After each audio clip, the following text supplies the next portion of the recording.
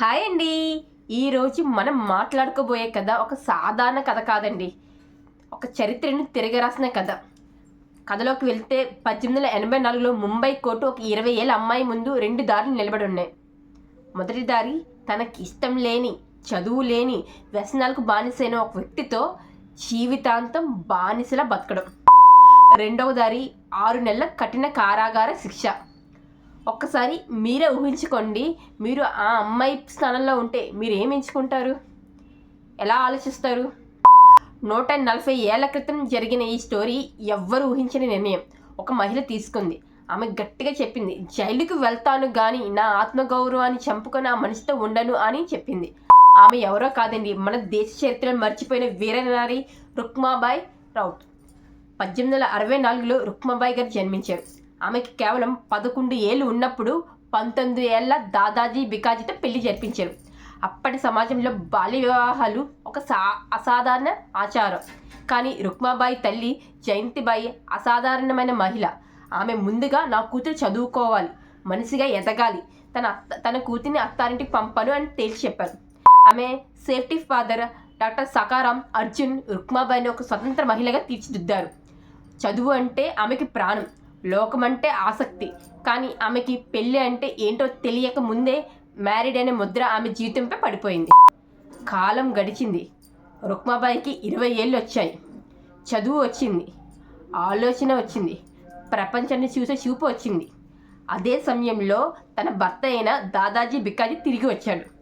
అతనికి చదువు లేదు, తాగుబోతు, అప్పుల్లో మునిగిపోయి ఉన్నాడు. అతనికి రుక్మాబాయిపై ఎలాంటి ప్రేమ లేదు. కానీ ఆమెకి వచ్చే ఆస్తిపై కన్ను ఉంది. నువ్వు నా భార్యవి, వెంటనే నా దగ్గరికి రావాలి అని డిమాండ్ చేశాడు. అప్పుడు రుక్మాబాయి తల వంచలేదు, గట్టిగా చెప్పింది, నాకు ఇష్టం లేని వ్యక్తితో నాకు అర్థం లేని బంధంలో నేను ఉండను అని చెప్పారు.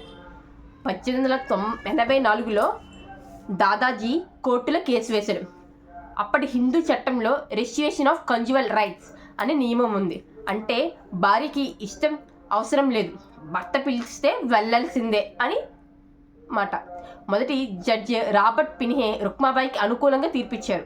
ఇష్టం లేని అమ్మాయిని బలవంతంగా పెళ్లి బంధంలో బంధించలేమని చెప్పారు. కానీ సమాజం పూర్తిగా రగిలిపోయింది. కొంతమంది ఇది మన ధర్మంపై దాడి అని గట్టిగా గోల చేశారు. కేసు హైకోర్టుకు వెళ్ళింది. అది తుది తీర్పు ఇచ్చారు. తుది తీర్పులో రుక్మాబాయి నీ భర్త దగ్గరికి వెళ్లాల్సిందే అని చెప్పారు. లేకపోతే 6 నెలల జైలు శిక్షకు నువ్వు వెళ్లాల్సిందే అని చెప్పారు. రుక్మాబాయి ఏమాత్రం భయపడలేదు. ఏ హిందూ లేడీ అనే పేరుతో లేఖలు రాసింది. చివరకు బ్రిటన్ మహారాణి అయిన క్వీన్ విక్టోరియాకి స్వయంగా ఉత్తరం రాశారు రుక్మాబాయి గారు. ఆమె వేదన ఒకటే, ఒక అమ్మాయి తన ఇష్టానికి విరుద్ధంగా ఒక వ్యక్తితో జీవించడం కన్నా భయంకరమైనది ఇంకేమీ లేదు కదా అని చెప్పింది. ఈ లేఖలు బ్రిటన్ ప్రభుత్వాన్ని కదిలించాయి. క్వీన్ విక్టోరియా జోక్యం చేసుకుని ఆమె పెళ్లిను రద్దు చేస్తూ ప్రత్యేక ఉత్తర్వులు జారీ చేశారు.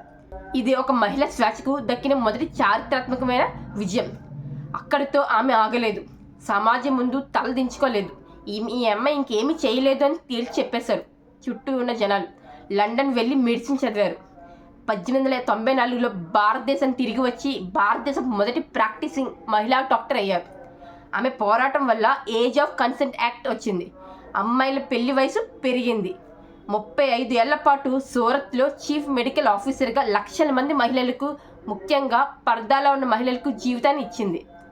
రుక్మాబాయి కథ ఫైనల్గా మనకేం చెప్తుందంటే, లోకం మొత్తం నీ మీద రాళ్ళు వేసినప్పుడు మీ నమ్మకమైన విలువల కోసం నిలబడడం అత్యంత గొప్ప విషయం. ఫైనల్గా ఆమె అన్నది ఒకటే, నేను వేసిన ప్రతి అడుగు రాబోయే తరాలకు ఒక మార్గం కావాలి అని. ఈరోజు మనం అనుభవిస్తున్న స్వేచ్ఛ వెనకాల 140 ఏళ్ల క్రితం ఒక అమ్మాయి చేసిన తిరుగుబాటు ఉంది. అదేనండి రుక్మాబాయి గారు. Be independent, be brave. రుక్మాబాయిని ఎప్పటికీ మర్చిపోకండి. ఈ కథ మీ హార్ట్కి కనెక్ట్ అయి ఉంటే డెఫినెట్గా సబ్స్క్రైబ్ చేసుకోండి, లైక్ చేయండి, షేర్ చేయండి. Thank you.